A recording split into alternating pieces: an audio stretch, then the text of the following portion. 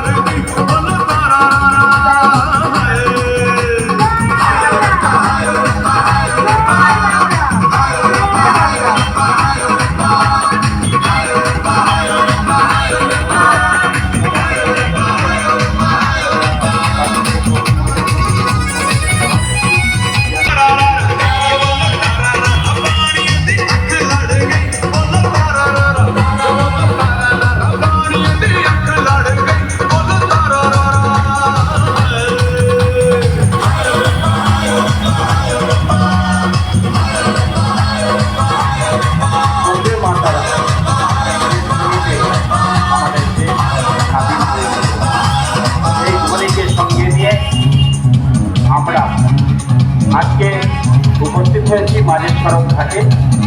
আমাদের মধ্যে উপস্থিত ছিলেন বিভিন্ন বক্তা। এর আগে দীর্ঘক্ষণ ধরে আমাদের সভা চলছে। নির্বাচন বিধি অনুযায়ী 9:30টার মধ্যে পথসভা শেষ করতে হবে। তো আমি একটু লাস্ট মিনিট সাজেশন দেওয়ার মতো, আজকের দিনে আপনারা 29শে এপ্রিল জোড়া ফুলে কেন ভোট দেবেন সেই আর্জি জানিয়ে 2-4টি কথা আপনাদের সামনে বলতে চাই। যে সাম্প্রদায়িক দাঙ্গা সৃষ্টিকারী দলটি দিল্লির মসনদ থেকে উড়ে এসে জুড়ে বসার চেষ্টা করছে, বাংলা দখলের চেষ্টা করছে।